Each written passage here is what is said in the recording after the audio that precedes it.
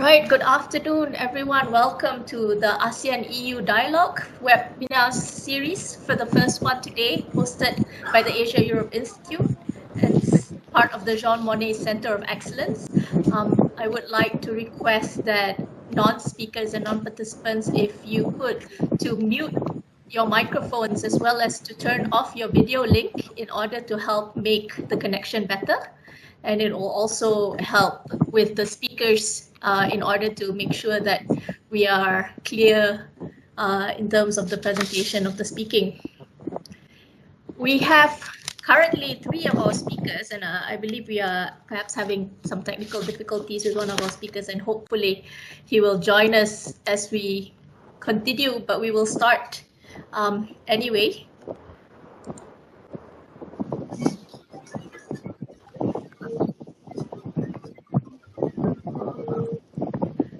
So at the moment right now, we have about 80 participants as well as others in the lobby, which we'll admit as they come in. So this webinar is part of the activities hosted by the Asia Europe Institute in its role as the Jean Monnet Center of Excellence. And the AEI envisions to enhance the field of EU and comparative regional ASEAN and EU comparative regionalism studies in Malaysia. And as part of the Jean Monnet Center of Excellence, we are hosting the project, a 3-year-long project called ASEAN EU in dialogue, learning from one another.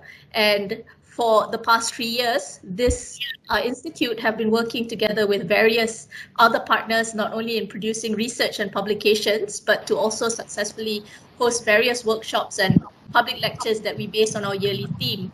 The first year being on economic cooperation, second year on political security, and this year we are focusing on social culture synergy. And originally, we had the ASEAN EU Dialogue as an annual conference, which has been the highlight event for the Jean Monnet activities, bringing together academicians, policymakers, and thought leaders around Asia and Europe to share and discuss their views on various issues. So therefore, this ASEAN EU Dialogue webinar series is to embrace the same spirit as we bring together experts to discuss pertinent issues that our community faces. And we are honored to have with us today such esteemed speakers for the first session of the ASEAN EU Dialogue, which is inherently fitting that we talk about the fundamental adjustments that we are going through economically and politically, and thus therefore this topic of this week's webinar is on the new perspectives on the COVID-19 and the new normal. Before I begin to introduce our speakers, I would like to invite our Deputy Executive Director, Professor Sarina, to say a few words. Professor Sarina, over to you. Yes, thank you, Dr. Noliana. Greetings to all. We are connecting to all of you from the Asia Europe Institute, University of Malaya. Good afternoon, good morning, good evening, wherever you all are from the world. And I think it's a great pleasure in welcoming you all to the ASEAN EU Dialogue webinar on COVID, that is the new normal.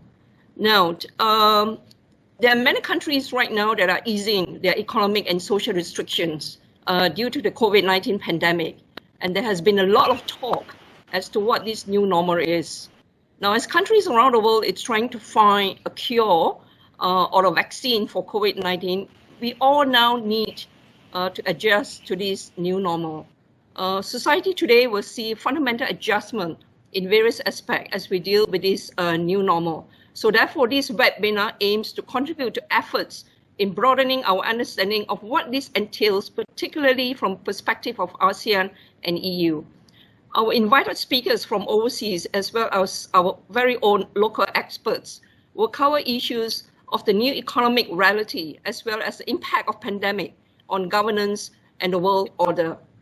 The discussion of this webinar will undoubtedly contribute towards a better understanding of what this new normal is. And I hope that you will use this webinar as a platform to network while reflecting on the adjustment that we all need to deal with. Let us pray that this webinar will be a great success, and I wish you all an enjoyable and a productive discussion. Thank you all. Over to you, Dr. Noliana.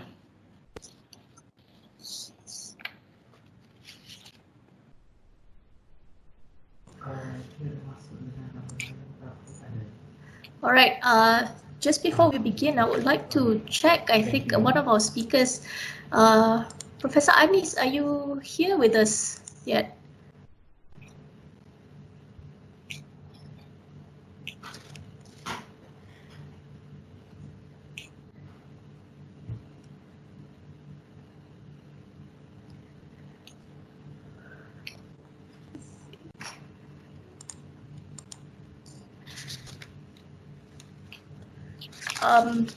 All right.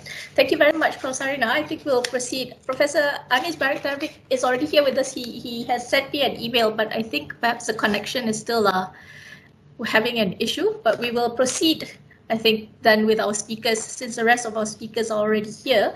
So let me begin by introducing our first speaker, someone very familiar, particularly to us here in Malaysia, but also globally, our distinguished Professor, Dr.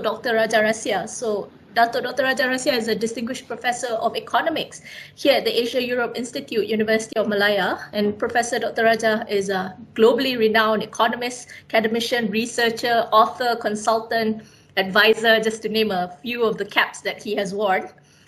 With the doctorates in economics from Cambridge University, Professor Rajah has previously been appointed as the Rajawali Fellow at Harvard University in 2014. And he has also served in various advisory, professional, and research positions in many prominent universities around the world, as well as authored and contributed to policy papers for international organizations such as the World Bank, UNESCO, the UNDP, as well as the ASEAN Development Bank, just to name a few. So Prof. Rajah, please go ahead. But before we begin that, I'd like to request the other participants, if you could switch off your video link in order to help stabilize the line if you are not one of the speakers. Thank you very much. Prof. Rajah, over to you, sir. Thank you, Dr. Norliana, for the glowing and generous account about myself. It's nice to get back to my colleagues. Seem to be missing them. Nice to see you all again. And distinguished guests, I believe there are many others who will probably articulate bringing us the picture on COVID-19. I wanted to address three things in the first round given to us. The first, it's important to have some sort of grasp about COVID-19, coronavirus pandemic that we're facing. Unlike an epidemic, that the borders are not open in this case, and it's just like the Spanish flu of 1918. It spread, requires social distancing. It's an infectious disease that spreads through contact. Now, taking that into account, it's not very simple. It's not something where you can clearly say that if a country is a lot more developed, then it's likely that that country would be having much more serious problems with regards to this pandemic. As you all know by now, initially we had the problem unraveling in China, and then subsequently spreading through, but today China is not the most affected country. If you look at the statistics, the US contributes something like 4.3% of the world's population, 7.8 billion people. The US population is more than 330 million. Yet the US accounts for something like 27% of infections that have been reported. And not only that, it's slightly more than 25% of deaths. That's incredible for a developed country with a per capita income in 2010 tried this coming to something like 56,000 US. The Koreans have something like 28,000, but the incidents that they have for every 1 million persons, there are only about 4 of them that have died, unlike the US 339. And in the case of China, it's 3. Malaysia is again 3. We have an incredibly successful record, courtesy to our head of the medical protocol, Dr. Nur Hisham. Some countries are now suddenly facing a serious surge in infections, and that's at the same time. People don't seem to learn from the experience of Italy, Spain, the UK, in particular in Europe, that suddenly saw a huge rise, a surge in both infections and deaths. And now you see Brazil and India going the same route, and they probably will fall even further. And I think these facts are important, even though however much we know about the disease, we are still conjecturing in the sense that you will find equal numbers of papers that are telling us that this is a disease that's been born from the lab, and then equally the same number of papers that will tell us that no, it's from reality, from how it jumps from either pangolins or bats to humans. Now, that sort of conjecturing, I think, will go on for some time, and me as an economist would not like to get involved in this, except to discuss the second important point. Mainstream economists tend to look at the pandemic that we have as an axis of one, what we do with health, and the second, what we do with the economy. Now, the first one, of course, is important, critically important, because we are talking about life and death. And it's important to note that unlike President Donald Trump, who seems to be giving less importance to if the people die, very much like what Charles Darwin would articulate, that the best would survive. And now, I think the world, fortunately, is not really taking that line, except for some like President Bolsonaro from Brazil. Now, in that sort of context, I'd like to mention that while we can have two axes, on the y-axis you can have proxies of economics, like unemployment rate soaring, like GDP in recession, meaning that their negative growth rates is contracting, exports are falling, supply chains are getting disrupted. You can put all that as proxies. You can normalize and have one index if you want, and on the x-axis you will have to have health indicators, infections, deaths, and the potential, the spillover that it's giving out in terms of how it spreads. Now, I think what is missing, I see from most mainstream works, is the fact that they don't seem to give life to it. I think this is a problem that requires interdisciplinary lenses to understand, to comprehend. That would mean that we can't have this linear, including non-linear models that simply simplify and reduce them to those kinds of proxies, and then we end up saying that this is the solution that we must have. I think if you have countries that have taken care of the lockdown very well, and it would include my own country, Malaysia, which had the highest record initially when the pandemic exploded, but now it's no longer the worst. But we should also look at examples like Vietnam. Vietnam has got a population of 97 million. It's got a per capita income of about 2,000 US 2010 prices. Malaysia is about 12,000. China is about 8,000. Much less than Korea, but yet they are taking care of these things much better simply because they've been much more careful. They've been doing their tracking much better, even though Vietnam's healthcare services arguably is far inferior to Malaysia's. We use all the indicators that we have, whether we're dealing with malnutrition or by the age of 5, mortality, all sorts of indicators would still put Malaysia that much higher. So what I'm saying here is, it is important that an attempt to understand this requires that we look at 4 critical variables. The UN uses 17 proxies, the Sustainable Development Goals. I can just put them all into 4. The first is, you cannot probably disregard material growth, even though the countries that are developed very much are not focusing so much on that, like Singapore. Now, that need to connect with the environment. And by that, I'm not just talking about the environment having to be decarbonized, bringing carbon dioxide levels down, or GHG emissions down, but we're talking about whether we are deforesting too much, or whether we are harming the balance we have with fauna and flora, whether we're dealing with animals, for example, wild animals. How are we in relation to harmonizing ourselves from them? We are also dealing with those kinds of issues. The next one is health. Interestingly, I found in my own recent paper that I've been working on to give a public lecture, I found that countries that are socioeconomically very unequal, even though they may have high per capita incomes like the US. The US has shown continuous rise in material standards of living, but it has shown a worsening of health indicators like the number of hospital beds per 1,000 people. It has systematically fallen over the last 50 years. The US also shows a worsening of the Gini coefficient. Inequality obviously is going up. And at the same time, you can see that the US is not performing well on this. It's not just leadership that we see is a problem now with regards to how President Donald Trump is handling this, but also the fact that the structures are unequal. Same with India. India has got the same sorts of problem because they have huge numbers of poor. 70% of them arguably can be considered as poor. At the same time, we also have problems of migrants. And this migrant issue is something, even in countries that have much higher incomes, not so much captured in how inequality is measured. That includes Malaysia and Singapore. Now we see the problem with them. Most of the infections now are coming from foreign workers simply because they are not taken care of. They are not in the normal economy where they have the kind of living that the others are sharing from the material statistics that you find. So what I'm saying here, there must be a balance between these four critical variables.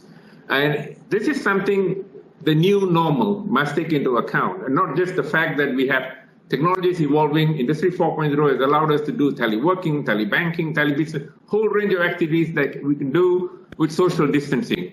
In that sense, we may have to embrace these things a lot more, but you need to also empower the people. You need to also ensure that people are participants in this entire process. Now, I think I shall not take that much more time, apart from mentioning that this pandemic should be seen as a problem that should bring humanity together, so we cooperate, we collaborate to see best practices are handled and appropriated well. Not so much finger pointing that the WHO failed to tell us quick enough. China bailed out a WHO when this problem was that much present much earlier. All sorts of, it doesn't really help at this moment. I think if we can work together as one entity, knowing that we need to save ourselves from that common enemy, I think we'll be going in the right direction. Thank you. Right. Thank you very much, Professor Rajah.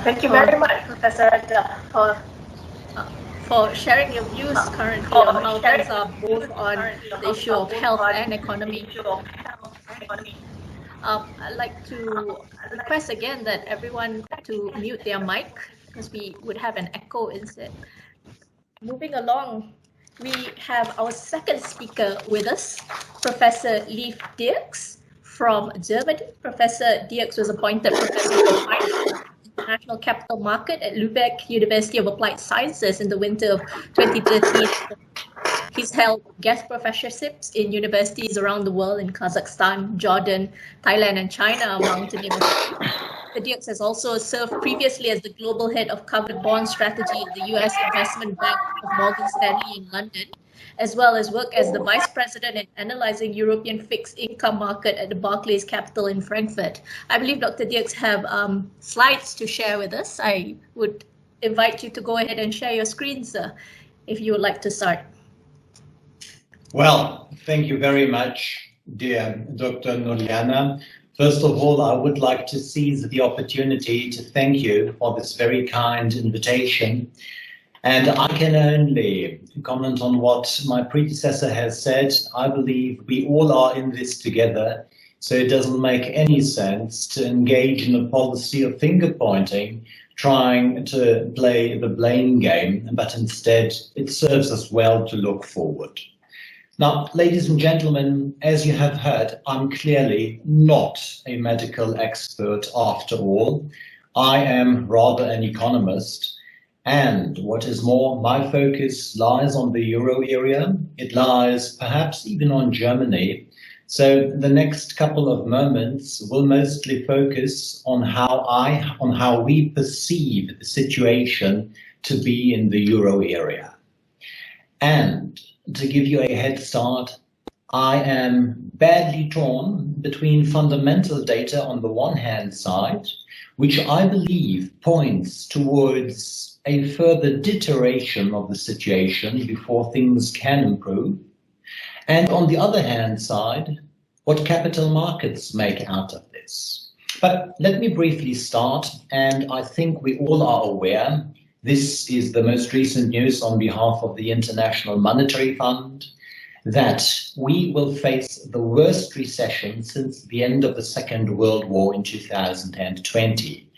And the numbers I have collected indicate a decline of roughly 8% this year in Germany, 11% for France. Well, and if that were not enough, one of the currently weaker members of the currency union, Italy, is expected to see a drop of up to 15% in its GDP. Now, let these numbers work on you. What we observe here is a considerably stronger collapse, to call the kid by its name, than after Lehman Brothers went bust. What we have seen in 2008 and 2009 was bad, no doubt, but it was nothing compared to what we are going to witness nowadays. Needless to say, the question which arises now is, what shall we do? What can we do? And as an economist, your top picks would always be either money, that is monetary policy, or alternatively fiscal policy. And in an ideal world, I would say, well, why not combine these two? But let's have a look at what we have so far. Since 2012, since the sovereign debt crisis, we have seen that the European Central Bank engaged in a monetary policy of quantitative easing, which, while we speak, amounts to as much as 2,600 billion euros. That is the so-called asset purchase program, allowing the ECB to buy fixed income securities off the secondary market. Well, technically speaking, you ruin the market because they collect whatever clip is available, driving up prices and driving down yields. And now, ladies and gentlemen, just to put this into perspective, if I have got an economic environment in which people engage in a flight to quality, in which they want to buy safe haven assets, like, for example, German government bonds, and at the same time I have to compete against the central bank, which by definition has way deeper pockets than I have, well, this must not end well, because at the end of the day, me being a portfolio manager, I am kind of forced into riskier asset classes, eventually into asset classes which I don't have a very sound and a very thorough understanding of. Well, and if this is not enough, the ECB has, in light of COVID-19, introduced another 1.35 trillion, that is 1,350 billion pandemic emergency purchase program. So at the end of the day, we are speaking about a volume of roughly 4 trillion euros, which has been put to work in an attempt to moderate the fallout from the diverse crises we have. And what is more, the interest rate has been cut down to 0%. It is anchored at its zero lower bound ever since 2017, which means for quite a while, we already have an extremely accommodative monetary policy.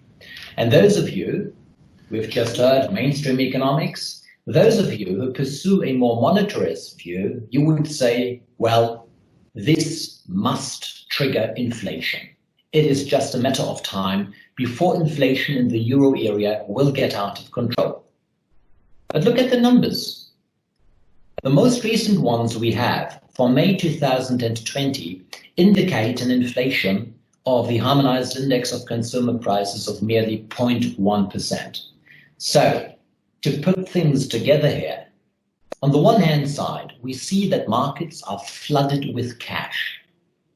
But apparently, this does not leave its mark on the inflation rate. And therefore, the question we need to raise and answer is, where does all this money go? What is happening here? Have a look at this almost exponential growth post-2015. This is the total assets I have collected here for you. And you can see this sharp increase post-Greece insolvency in 2012, 2013. And as far as I'm concerned, there is no reason to believe that this number will go down anytime soon. So where does all this cash go? Where does the cash we have used to fight COVID-19 go? And now look here. Most recent data which point to the Euro Stoxx 50, which is the index summarizing the 50 biggest by market capitalization European, that is Euro area blue chips. And even though we have not returned to pre-crisis levels, I believe the trend is intact, and you can see that, again, we are approaching pre-crisis levels at a great pace. And if you had a look at the newspapers earlier this morning, you will have seen that US stocks have wiped out all losses which they had collected year to date last night. So again, ladies and gentlemen, I'm afraid I'll repeat myself here, but isn't this a paradox? On the one hand side, we've got a global pandemic affecting hundreds of thousands of people. But from an economic perspective, we all are aware that there will be a bad recession ahead of us. Only capital markets don't seem to care. In Germany, we are back on track when it comes to reaching the record high. Today we stand at 12,900 points, and we just need another 700 points to wipe out all losses we have had. Notwithstanding that companies go bust, notwithstanding that we have a massive increase in unemployment data, etc. So my question is, isn't this irrational? You will recall that this is not my term. This is a notion. This is a word originally coined by Alan Greenspan, who said that eventually markets have decoupled themselves from reality. And I would like to share this view with you because I am not concerned whether or not we have seen a decoupling of market expectations from fundamental values. The central bank's cash has gone into the equity markets. It has gone into real estate markets, and needless to say, it has gone into the fixed income markets. But to a certain extent, this has happened because there are no decent alternatives.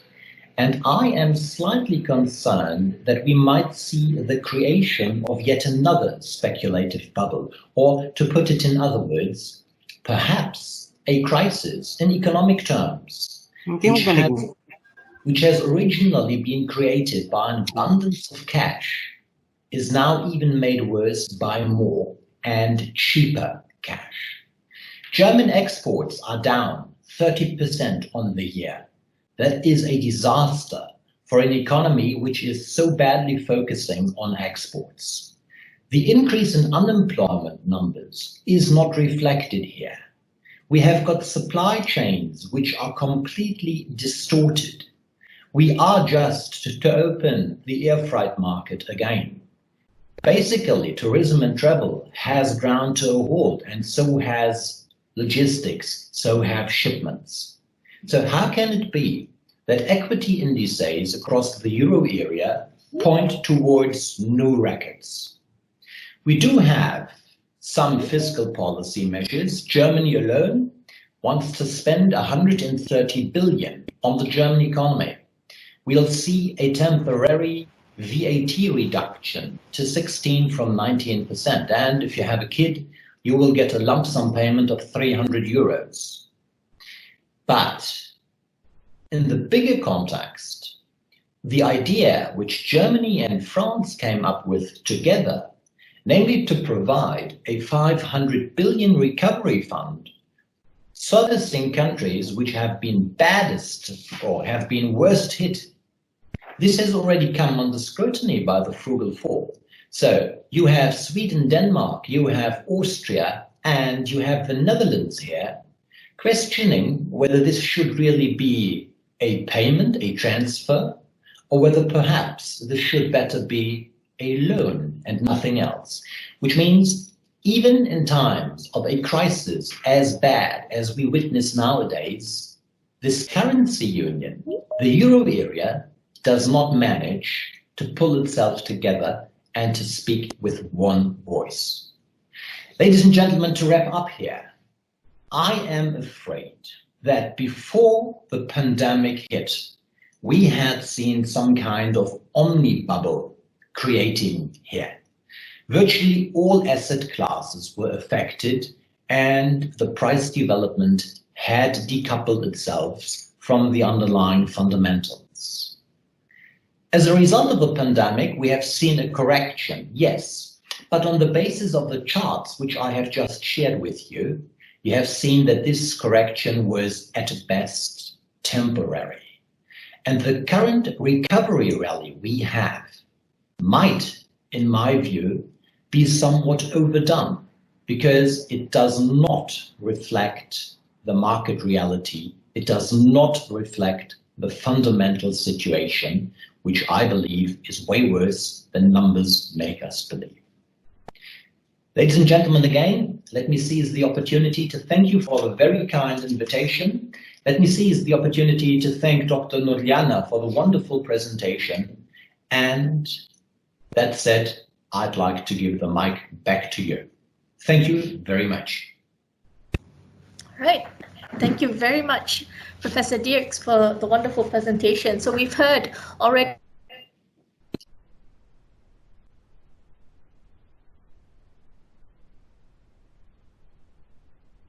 I've lost you, even though we are just a few rooms away.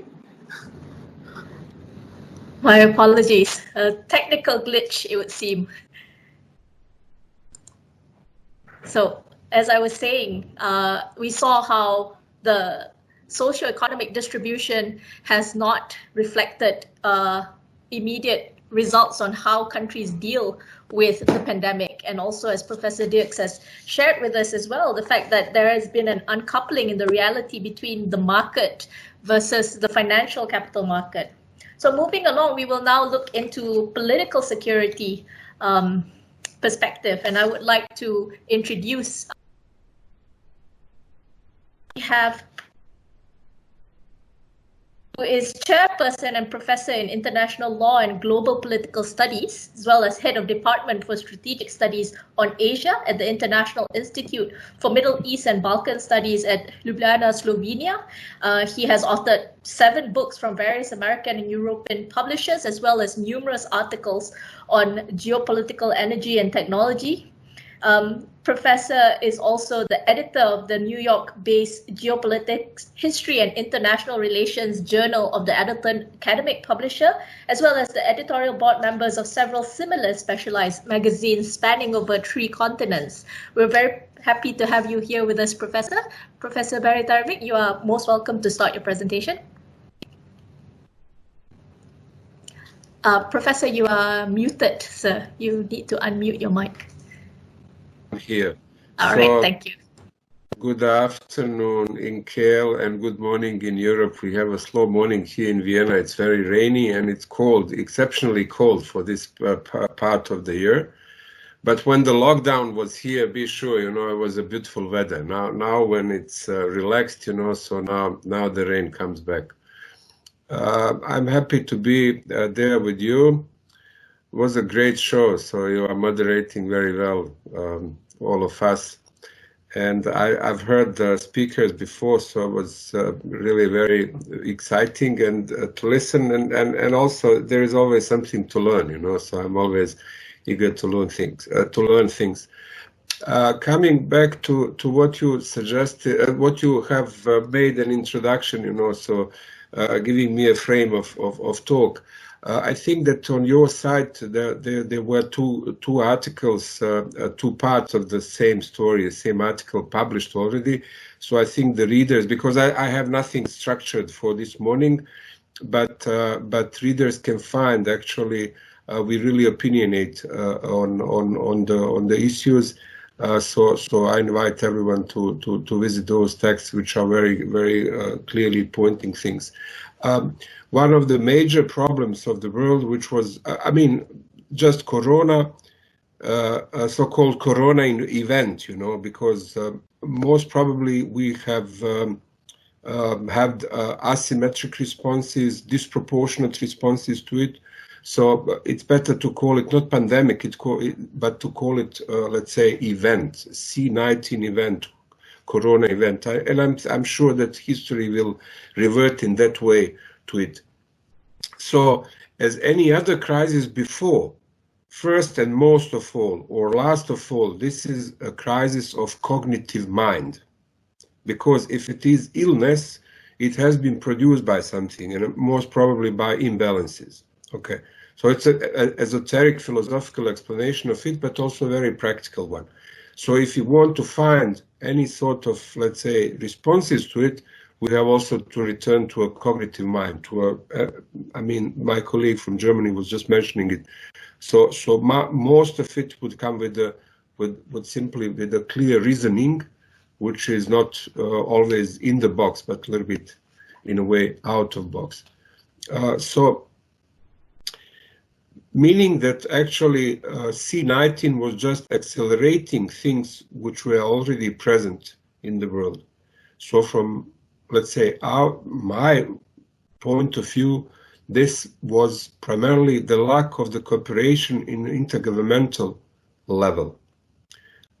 What does it mean? So that practically means that the world was reducing actually way how it has been conducting major affairs to a fewer and fewer players. So now is the moment to return to multilateralism. And in the article that I mentioned before, was clearly stated and was published widely around that basically we have to return things to United Nations, which is, though imperfect, the only existing really planetary, universal or global body that we have. And this should be done through the intergovernmental mechanism. This is one of the first and most important things which invites energetically all countries to cooperate. So Malaysia has a perfect position, the physical position, but also, let's say, its own cultural position to be one of those, because Asian theater is one of the most fascinating, most vibrant and most dynamic region, which needs also to articulate symmetrically to its position, its own say, the gravity in intergovernmental decision making. And that means through ASEAN, through non-aligned movement, through United Nations, and all other forums, Islamic Conference, and all other forums that Malaysia participates. As it is also multiracial, multinational, and let's say, ethnic society, so that practically feels the rhythm of Asia. So it's naturally positioned, and it's traditionally or historically it's a seafaring nation, it's a trading nation. So practically the multilateralism is already in a cultural beat, is already present and is there. So this is something that practically each and every country. So it's not time to sit and wait for someone else to solve the problem, but basically for the energetic participation of each and every, let's say, nation of the world. This is the most important. We need stakeholders within the societies, but this is not to be discussed by private businesses. We don't need philanthropists who would actually conduct the things. If we have very rich individuals or entities, they should pay equal share of their taxes. And then through the other stakeholders in society, we should be running things through the intergovernmental way. And there are also a couple of other segments, which is actually that we have to revisit, so-called PPPs, the private-public partnerships within the international organizations. I think that already through this crisis, but before, it was also striking that practically there is no possibility that the private sector pays the international organizations more than 5%. It is unthinkable, and it is simply unacceptable that we have private entities who are paying actually more. So what is happening now? United States is withdrawing from the universal organization. It's a specialized agencies of the UN system, which is related to health issues. So United States is moving, and we have the private entity who is the solo biggest donor, which means that the trust to this global body that have to coordinate and articulate entire activities of the planet, we are losing actually a faith and the trust in such an institution. And we don't have a replication of it. We need to coordinate so many activities. And this is absolutely tricky position in which we are right now. So that energetically invites each and every nation to actively involve, and also through the Security Council. Security Council has a special, let's say, setup in a way, because out of the 15 members, 5 are a little bit more equal than the others, because they are so-called P5s, the permanent 5 members who are having a veto power and so on and so forth. But also, that doesn't excuse the other 10 non-permanent members to not to be active and not to be pushing. And I mean, roughly there are 3,000 resolutions altogether that have been brokered since 1945 up to practically April of this year, and out of which the veto has been triggered some roughly 260 times. So that is the ratio 10-1 of the attempted resolutions, which are actually let's say the legal documents of the biggest mandate or authority on the global scale. So that means that basically the ratio was 10-1. So apparently that the other countries which are not P5 were the drivers within the Security Council, and this is actually the rest, not the big ones, but the rest. And one of the problems of the big powers is that the big powers are always thinking big, and when you are thinking big, one of the main prerequisites is actually to deter and to contain or to slow down your rivals, your real rivals or your imaginary rivals. This is the logics of the big powers. So the big powers are always chasing big games, and they are very often missing actually to follow what are the planetary needs. And then you practically come, or that opens the way for the real stewardship of the smaller entities or smaller countries or smaller groupings who are really carrying the issues of the planet. And this is how we come actually to others, especially in the Security Council, but also in General Assembly, in specialized agencies. And right now, with this crisis, actually, with the in so-called financial crisis of 2008, 2009, we've been turning to Bretton Woods institutions of World Bank, of International Monetary Fund, and so on and so forth, or WTO. So practically, in whatever crisis might come, the next crisis might be a crisis of aviation. We will turn to International Civil Aviation Organization in Montreal, or it could be a tourism. So we will turn to one organization, or food, which is then the issue of FAO.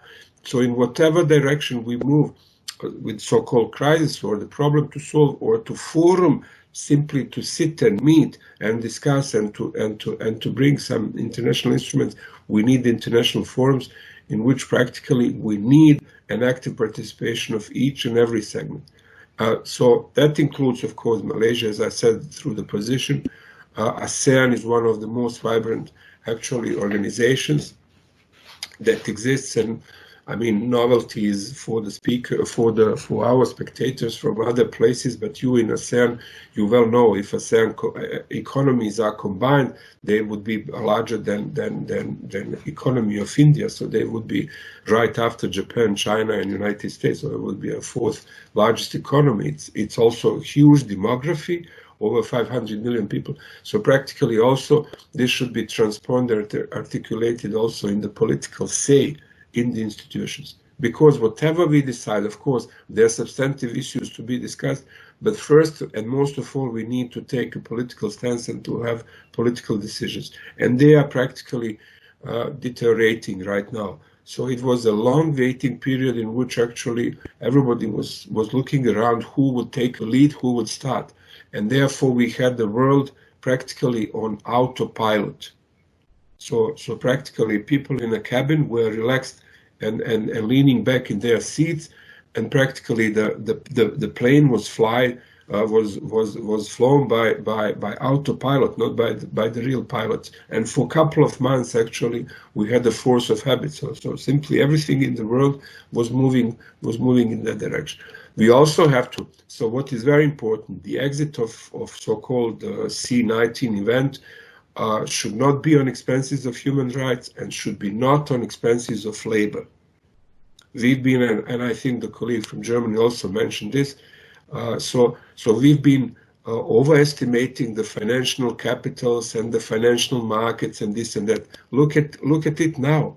You know, financial market has been intact, but the whole planet have stopped. Why planet have stopped?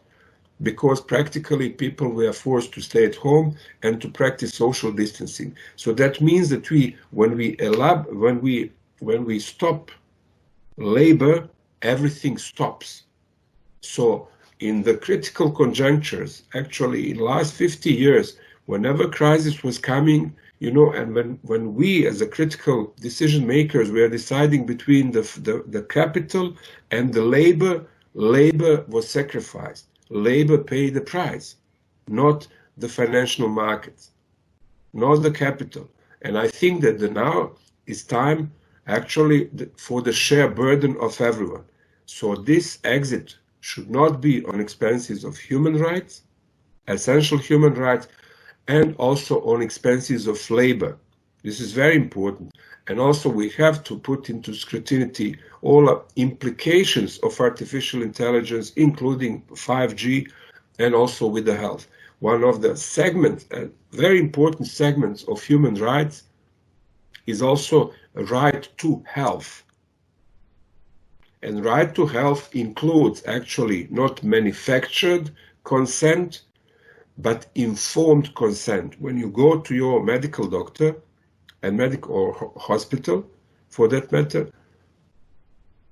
So you need informed consent because, of course, you don't understand. You know, you go to pneumologist or you go to physiologist, so they have to explain you the treatment because you don't understand if you are not medical doctor.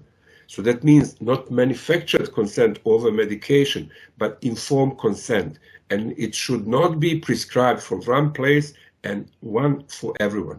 This is that practically comes to human rights. This is an important thing. So we are talking, and also the binary categorization. We are for vaccine or against vaccine. This is a reductionism which is very dangerous. It exhausts us so much that we are actually reducing the entire health problem on manufacturing this or that. There is no silver bullet. We have to put it holistically. And it starts and ends in human rights, because right to health is essential part of human rights. Right to dignity, to have, let's say, right for self-determination is also coupled with the right, with the decent labor.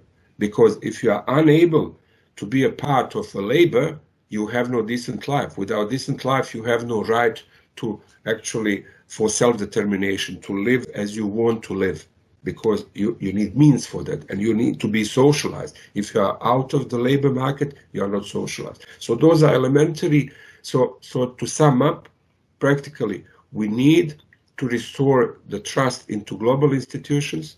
We have to revisit those so-called PPPs. PPPs in certain segments within the nation or in the subnational level are excellent news, but not in intergovernmental organizations that are discussing very, very important issues like food, like health, like aviation, like Atomic Energy Agency, biological weapon, and so on and so forth. So in those things, we have to revisit, and we have to scale the level to which private sector will participate. We don't need philanthropists, we need people who diligently pay taxes, because many of the big corporations are actually parking their monies outside of in so-called safe haven, in zones. And also we have to revisit the idea of the Tobin tax initiative. There is the money on this planet, but we have to decide what kind of planet we want and which kind of redistribution, because every crisis brings a new redistribution. So we have carefully to watch out on this. And again, to put our questions, whether this crisis will be again paid by labor, not by capital. I think it's time to make a fair share on both. And elementary human rights, because we need a fully fledged restoration of human rights as it was before the crisis, or even a higher standard, which follows, of course, the so-called Sustainable Development Goals of the United Nations. So I think at this point I would stop. Thank you so much. Right. Thank you very much, Professor Anis. That does tie back in with what Professor Dierks has been talking about, and the decoupling between the capital and the labor market and those differences, particularly in what governments need to do. So last and not least, we will move on to our final speaker before we have our Q&A session. Just to tell all our esteemed speakers, we have about 120 participants and we have questions coming in. I will not be able perhaps to go over all the questions due to time constraint, but we will select and share questions to all our speakers. Now, finally, we have Dr. Rahul Mishra, who is a senior lecturer here with us at the Asia-Europe Institute. Dr. Mishra specializes on political security affairs of the Asia-Pacific region, and he has had more than 150 national and international publications to his credit, with focusing on Asia-Pacific affairs. Some of the books that he has edited include the BCIM Economic Corridor, The Road Ahead with the Pentagon Press, The Peacock and the Garuda, an overview of the India-Indonesia relations, as well as integrating Northeast Asia in India's Act East policy. So, Dr. Rahul, please go ahead. Thank you, Dr. Lin, for that kind introduction. And good afternoon, ladies and gentlemen. I think much ground has already been covered, especially with regard to the economic dimensions and emerging and critical technologies. Also, listening to the three professors, all of them are senior to me, I felt that I am going to be the bad man, not talking about what ought to be done, but instead I'm going to talk about what is actually happening on the ground in the mean business of international politics and international relations. So pardon me if I offend any of your feelings, but the world actually is what Donald Trump and Xi Jinping and leaders across the world, the way they have been running, the rise of populist movements, anti-globalization, not really a de-globalization movement, but certainly an emerging trend on controlling the movement of people, and also shutting your borders, national boundaries becoming more important, and most of all, theoretically speaking, I think the bouncing back of nation states is something that I see as a scholar of international relations. So I think in strategic terms, there are four emerging trends, four prominent trends that are emerging for the post-COVID world order. These trends were already there. What COVID has done is it has fastened the pace of this transition. Most of these changes were happening for quite some time. The first is, of course, the massive loss of American predominance, both in terms of material capabilities and soft power. Post-COVID America is no longer going to be what it was before, and we are already witnessing several prominent trends there, not just in terms of the flaws that are there in the public healthcare system or several other issues, the economy crumbling, people getting restless, also the ongoing Black Lives Matter movement that has also exposed the internal rifts that are there within America, and one hopes that Donald Trump would deal with these issues sensibly. I think at the same time, China, which has aspired to become a global power, a global hegemon, it has tried to do that for past couple of decades. It has also suffered a heavy loss of credibility. The way China handled the COVID outbreak, and also its idea of making territorial advances, some of them are going on at this moment in Asia, are certainly backfiring. My third point is about eroding credibility of multilateral institutions and challenges that are thrown to the idea of globalization, particularly by the populist, mercantilist governments across the world.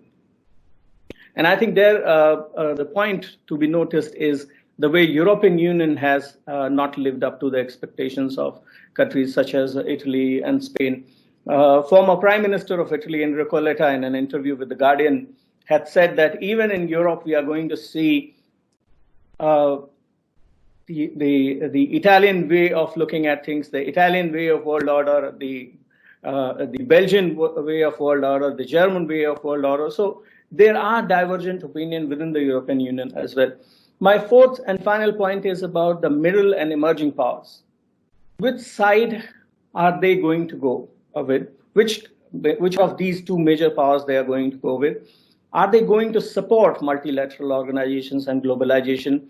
Are they going to re-strengthen the United Nations, as Prof. said, or they are going to strengthen the WHO following what has happened recently, or rather defying the American position on WHO? Are the questions, are the issues that are going to shape the post-COVID world order? If I'm allowed to elaborate, I'll first go to the first point, which is the international system. I think the international liberal order, as we understand it, has been going massive transformations. The defining features of international liberal order, the US as the predominant power, free and open trade, globalization, international organizations, multilateral institutions, all these foundational pillars of the system, all of them are facing a lot of tensions at this moment. And unfortunately, we are not seeing light at the end of the tunnel. So I don't know how things would shape up, but certainly at this moment, it is quite a tense situation. COVID-19 has shown that US is no longer the hegemon that has control over resources or institutions. It has also sort of exposed America's inability to control multilateral institutions, also countries such as China. So it has not shaped their behavior. Power is actually defined as your ability to shape behavior of other countries or other individuals. And that is not happening at this moment. Internally, we know that America has lost more than 60,000 lives. If you compare this with 9/11 situation, the statements back then that were given by George W. Bush, we didn't say any of that. America at no point in this crisis came up and said that, look, we are in a position to take this challenge head on and we are going to lead the world the way it had happened after 9/11. What we are seeing is Donald Trump accusing over and again just the other country. He has been accusing China for all the problems that have surfaced, which is not right. I mean, it is as the president of the United States and also as leader of the so-called most important, most powerful country. So I think COVID has busted the myth, thanks also to Hollywood, the myth that was there, that US is the mightiest of all hegemon that we've never had in history. So that myth is going to get busted. The American helplessness in tracing, preempting, and combating this non-traditional security threat has baffled international community. Particularly if we compare the responses with Singaporean, Taiwanese, or South Korean responses, how these governments have responded, it becomes clear that the US was certainly not prepared at all for something like this.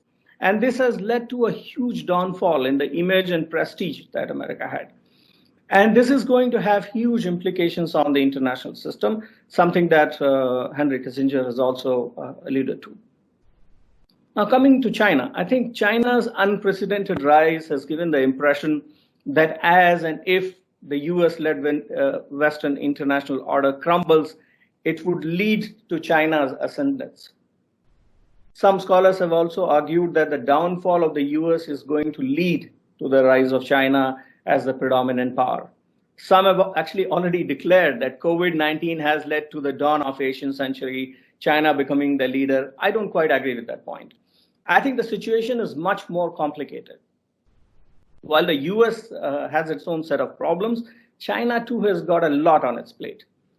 One would have thought that COVID-19 was a good opportunity for China to consolidate its soft power and bring more and more countries on board. That unfortunately has not happened. Look at the ASEAN scenario at this moment and how China, even during the COVID-19 crisis, I'm not talking about how and whether China is responsible for the COVID outbreak or what role it could play in WHO by allowing certain countries or the way it has responded. I'm just talking about China getting more aggressive. Look at the Philippines.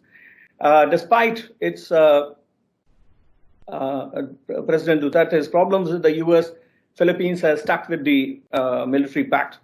Indonesia has refused to have any dialogue with China on the South China Sea. Australia was threatened for economic sanctions because it raised the issue of inquiry, economic independent inquiry at the WHO.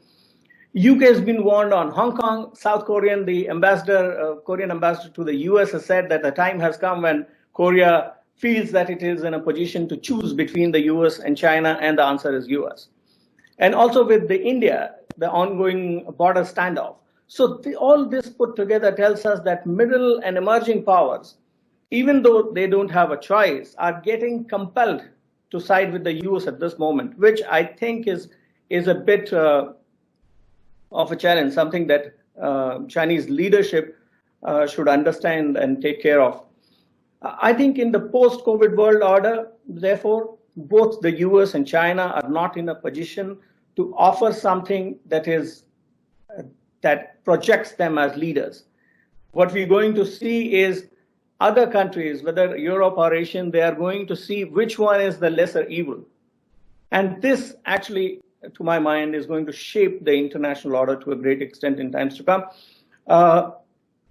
Also, depending on how the US and China trying to get back to the mainstream, as in their leadership role, and also respond to challenges or respond to concerns that have been coming from middle and emerging powers. I'll stop there. Thank you. Right. Thank you very much, Dr. Rahul, for your views. So overall today, we've had some very interesting views shared with us by our speakers. The idea is pointed out by Prof. Rajah, socio-economic reality might not necessarily be reflective of how countries have dealt with the pandemic, or the idea that our capital market and our labor market might not necessarily be parallel, moving the same way. So similarly, Prof. Anis has shared his views on why we need to return, or how we need to return to good governance by encouraging more participation in international organizations, and Dr. Rahul's opinion on how things have not really changed in terms of the great power, particularly the problems that are happening with China and the US, as well as the shift in terms of hegemonic powers in the global order.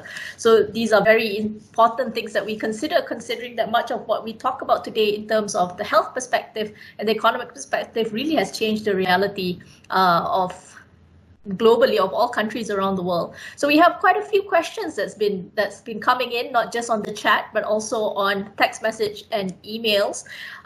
Let's start with a few questions. We will take about half an hour altogether. We'll try and finish this at 4:30. Perhaps we can start with the first question. I think we can put this question to either Professor Rajah or Professor Dierks. From an economist's view, would there be any preliminary data that shows the effectiveness of a lockdown on population? And if there are none, as an economist, do you believe that lockdowns can be carried out without impacting local economies significantly? Perhaps I'd like to invite Professor Rajah first. Let me first put this across that the lockdown actually calls for closing factories, businesses, and so on. Apart from some countries holding on to logistics, which deals with transport connections between those people who make purchases, and those people eventually would connect them with factories that produce them. But a whole lot of these things are actually undergoing changes even before the pandemic. For example, the fact that JCPenney was going to close down was already obvious because of the emergence of logistics companies like Lazada, Alibaba, and so on. And the pandemic simply precipitated the collapse of JCPenney. But let me, in the broader question, I'm not sure whether you're implying that, take a leaf out of what Dr. Leef mentioned. Actually, when Alan Greenspan passed the cue to Ben Bernanke, he was the cause of the whole problem, the decoupling of the economy, and not that he saw it coming. He didn't see it coming simply because he made the point, markets are already dominant, markets know what to do. You don't get government officials involved in these matters. And that's exactly what happened there. So you had Fannie Mac and the two companies that were rating, they basically left it to all these stockbrokers to rate organizations on to the point where the bubble was growing. It's just like housing prices rising for 15 years. You can actually look at this work from Stiglitz or even Paul Krugman. In fact, Krugman refers to Alan Greenspan as mud. Now, I was surprised the data that he produced on Europe, because Europe wasn't really following exactly how the US was evolving. Because the US had a situation, not just Bernanke making that point, but also Bob Lucas, leaving things to markets and reducing the role of government. Now, Europe tended, even though they had center-right governments like Merkel's government, what they have now in Britain, not that Tony Blair had anything very different when he was leading the Labour Party there, very much conservative in that sort of sense. But yet, as far as I know, the most extensive work on this begins with Germany, Hilferding's work on what finance capital can actually do. Now, when you have all these huge packages, rescue package, fiscal stimulus is targeted to rescue stock markets, this is what you will get. You won't get production going, especially because you've got a pandemic now. Workers cannot be connecting with each other. So the target is not really what one would expect to save lives, to ensure that workers are enjoying wages, although some of them are claiming unemployment benefits, but still, those, especially in the informal sector, are getting nothing. So in relation to that, I would just address this point that these points are key in the reformulation of what sort of economics we want. If we are going to leave this to market forces, if we are going to leave this to what neoliberal economists want, you will get the same sort of order, a decoupling, a separation between labor markets and what financial markets would do. Thank you. Cool. Great, thank you. Thank you very much, Professor. Perhaps Professor Dierks would like to add in on that. Yes, I will try and be very brief, as we have a lot of questions as I'm concerned here. Now, very clearly, if we force an economy into a lockdown, if we force people to work from home or to not work at all, if we close all universities and schools, it will of course have a devastating direct impact on GDP growth. And secondly, we will have a secondary impact, because if you are afraid of losing your job, you will clearly not consume. And even if the government awards you some lump sum payment, it is not going to work. So in other words, any lockdown, any partial lockdown, or whatever you would like to call it, will have, and now comes the tricky part, a catastrophic impact on the productive part of the industry. It will, at the very same time, however, leave capital markets entirely unaffected, which, unfortunately, brings with it two very brief comments. First, don't underestimate the market power. I keep asking myself whether it is policymakers or markets which effectively are in control and have the power. And I am tempted to say it is the market, most notably the financial market, which brings me to my second point, saying, and that perhaps goes back to what Professor Anis had also mentioned, I wouldn't know of a single example where capital owners at the end of the day had, as you have said, to pay the price, not even during the Great Depression. Capital, as opposed to labor, is highly mobile and always goes to where the yield is highest.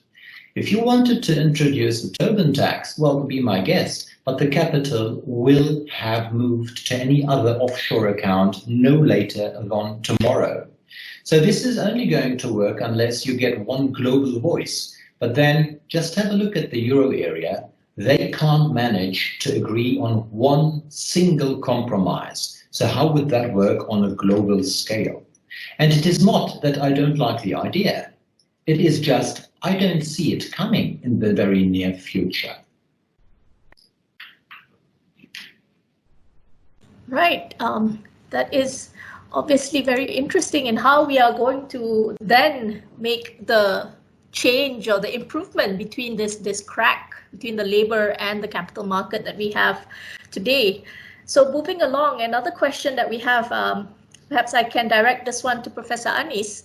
The question is, dear Professor, some scientists are asserting that the COVID-19 is an aftermath of the exploitation to nature and human being. Do you think that United Nations' current 17 sustainable goals are sufficient to protect the nature and the world, or do we now need new goals for international organizations in order to prevent future pandemics, such as the COVID-19?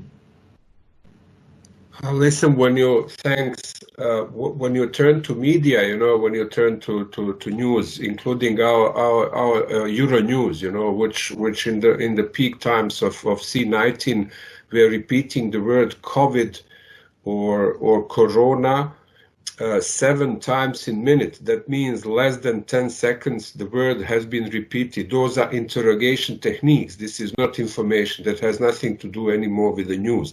This is really when you are apprehended with the special police, and when you are put under very extensive and very harsh interrogation technique, when the same word has been repeating to you over hours and hours every less than 10 seconds. Okay, so practically when you turn to media, you see talk about illness, and what we have to discuss is the health of the planet, health of individuals. So this is also a strategic choice. And this is, as I said, like every crisis, it's a question of cognitivity. It's a crisis of cognitive mind. But putting back to something, to context, because we talk with a, let's say, Malaysian KL-based institute. I've been coming repeatedly to Asia for 15 years and talking the same line. And this line has been very simple, and I placed it in a policy paper which has been also published all over, translated in so many languages. There is no Asian century unless you have multi-Asian multilateral setting. Asia is the only continent that has no multilateral setting. And I've been telling and telling for many years, if not decades, the crisis will come and you will have troubles. Europe is simply multilateralized, and this is a story of our success. Whenever you turn the page to Europe, you see Europe is in some sort of crisis, but we are still managing. Where is the triumph out of Asian success story? Even before the COVID, it was impossible to translate this in an overall triumph of Asia. Why? Because you don't have an institution. We in Europe, we are so multilateralized, not because we are smarter, we just walk our history faster than the rest of the planet. And it's not EU, it's Council of Europe, it's OSCE, and then comes the EU, because EU is not Europe. EU covers very important segments of Europe, but also very important segments of Europe are outside. The most successful Muslim state of all time, which is Turkey, Russia, and so on and so forth, Norway, Switzerland, and on. So practically, American continent has Organization of American States. Africa has so-called Organization of African Union, which is of African Unity, which is now even called African Union. And Asia has nothing. Asia has excellent settings, which includes SAARC in the Indian subcontinent, ASEAN, the Shanghai Cooperation Organization on the corner of the western corner is a GCC clubbing and so on and so forth. But there is no pan-Asian institution. Bottom line, for the countries of ASEAN, including largest demography and largest territorially, largest country of Indonesia, your neighbor, southern neighbor, and very much Malaysia and others, you will. I fear that you come to bitter choices to make exactly the accommodation, as our fellow who was having a floor the last, actually, that you have the binary categorization. Either you are for America or for China. You should be for Asia. And the best way, not only for the rest of Asia, but especially for China, is the multilateralism. Right. Look what happened. Yeah, look what happened in Europe, was a reunification of Germany. Every time that the center, that the core of Europe was unifying, it triggered a huge war. Mm-hmm. And we had a peaceful unification of Germany. Why? Because there was a trust. How we build the trust? Not through EU, not through Euro, but actually this was the Council of Europe, Organization of Security and Cooperation in Europe, and other truly multilateral settings. Right. So what is very important for Asia is multilateral setting. Thank you. Thank you very much, Professor. So in terms of this multilateral setting, you feel that this regional multilateral setting would be more important as opposed to a global international organization, such as the question was asking if we need new development goals that countries will have to shape. So would you think then this is more effectively done at a regional setting? This is actually the pan-continental setting for Asia is sine qua non. You can't have your century simply because the space, you know, Asia is far larger than Europe, but geopolitical and geoeconomic space is far smaller because they are mega demographies and they are mega economies. When you are projecting yourself economically and demographically, you have grand ideas and you are colliding with the others. Actually, Asia is the only continent on which actually nuclear bomb has been deployed twice. For that matter, it was Japan, but it was still Asia. And it's a home of the junior nuclear powers. Not to go into details, what does it mean actually mutual assurance destruction? So because in the strategy of war, you know, the one that makes a surprise attack has a premium in the war. You know, therefore you go to the hill because from the hill you can attack your enemy. This was a classic way of conducting wars, you know, for centuries. But then so-called mutual assurance destruction has changed when you have capability to absorb the first nuclear shock and to retaliate. Right. So in Asia, I guess this changed. Many junior powers have no that. So they are contemplating actually surprise nuclear attack. They might contemplate this or in the desperate moment. So that means actually the Asia becomes brewing socially, economically, demographically, and also militarily. And so many issues are unsolved. And I would never put things into binary categorization. The fact that China has been overheated is not Asian problem. The main Asian problem is actually the lack of pan-Asian, pan-continental setting. This is the prime concern. The fact that the egotistic interest of the big capital of Europe and United States identify the coastal areas of China as its own industrial suburbia is not your Asian problem, is not the problem of KL. The problem of KL, of Jakarta, of Hanoi, is the problem of the lack of multilateral institution. And I've been repeatedly talking this for nearly 20 years, coming to Asia, taking my time, touring, including your university, million times and talking, IDFR everywhere talking, just same line. And now it comes again to this. Of course, as the previous speakers were telling, China becomes nervous. There is no intellectual appeal offered from the United States and from China. The current leadership of China, there is no intellectual appeal to offer to the world. And we are getting into a vacuum in which actually the most organized or most brutal or the fastest force might try to take an opportunity. So the best tranquilizer, including China, the best long-term situation, I'm telling this also to my Chinese friend, for you, the best is if you have trusted and trustful neighborhood. Germany, and therefore we ended up with a 2 world war because Germany was antagonizing its neighbors. Now it's completely different situation. If China has antagonized neighbors, you know, there is no success. You can't have a success. I would agree that the things have changed, and definitely with the pandemic, things have been put even into more dire situation for the need for this cooperation and multilateral organization. In saying that, let's turn to there is nothing new. I mean, we have to, I'm sure that all speakers will agree, you know, there is practically very little new. So we just have amplified problems that were existing earlier. Correct. So perhaps we can also turn to Dr. Rahul for another question in this idea of amplification of problems. We have a question on how ASEAN is facing these heightened tensions with China. As pointed out by Professor Anis, this is not new, but how do you think ASEAN and EU can work together, particularly in these new and different situations? Dr. Rahul.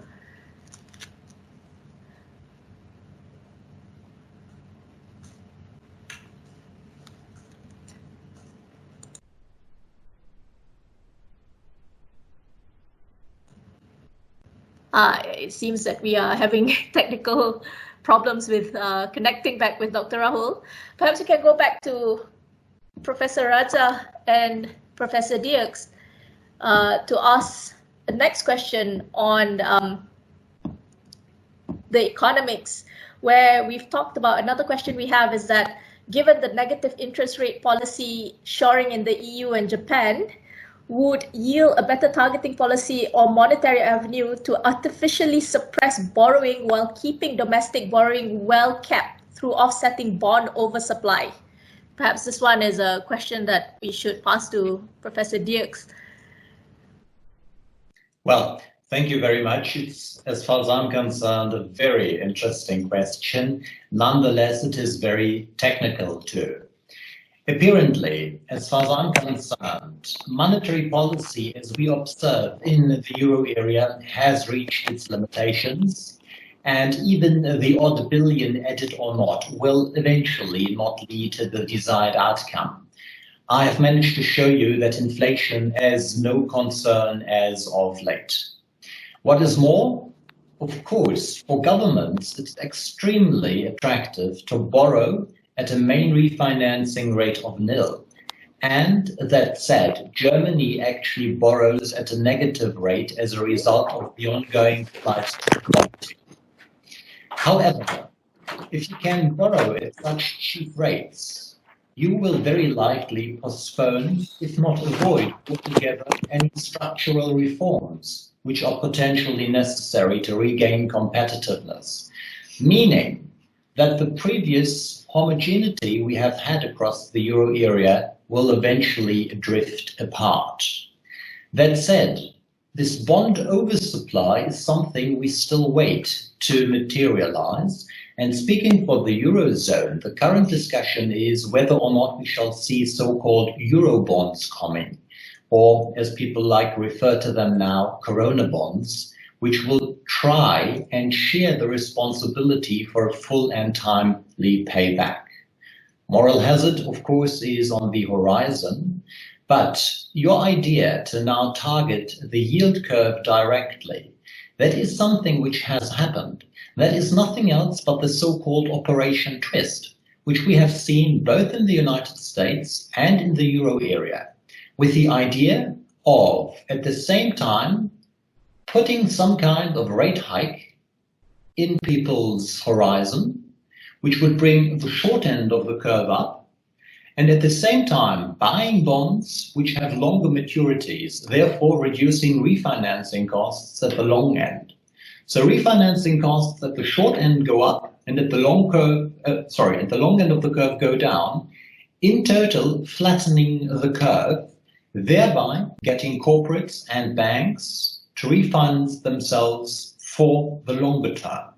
So yes, as I've said, good question, technical question, but we do observe a targeting of the yield curve directly by means of the so-called Operation Twist. And back to you, Dr. Lin. All right, thank you very much, Professor Dierks. I hope that answers the question. Perhaps we can take one more because it is almost 4:30 and we are targeted to finish at 4:30. Professor Rajah, one of the questions is, what do you think trade will be like between EU and Asia in the new normal? Your question properly, can you mention it again? What do you think trade will be like between EU and Asia in this new normal? I think, going back to the answers we heard from the preceding speakers, it's important to contrast the 2007-2008 global financial crisis from what we are facing now. Because we didn't have a pandemic. We didn't have a pandemic where the hands of people were tied, factories were closed. And therefore, in the US, for example, apart from the government itself printing money, it had, of course, also had lots of bonds. In addition to the Japanese, the Chinese became a major purchaser of US Treasury bonds. Now, just like Germany, which Dr. Leef mentioned, Japan too faces a situation of having negative real interest rates. When you have a deflationary situation, positive nominal interest adjusted, you're obviously going to get that. So it seems to give this impression that you're going to finance the problem that you're facing now, and with the notion that the negative interest rate would mean servicing it would not be that difficult. Now, this is not the same as those people who believe in fiscal discipline. They somehow don't like debt. This is the Kenneth Rogoff or for that matter Reinhardt. They make that sort of point. But what we haven't really seriously known is the health scientists are telling us we're going to have a second wave.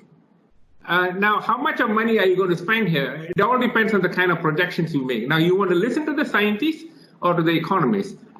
That's why I'm somewhat, and the fact that the scientists, including the WHO, are claiming the second one will be a lot worse. I can see the time is running. Pass the cue back to you. All right. Thank you very much, Professor Rajah. I think that overall it has been a very fruitful discussion, and just honestly, the time is not really our friend on this. And we do have quite a few other questions that perhaps in the future I will compile these questions and send them to our speakers individually if you would like to share your opinions on these thoughts.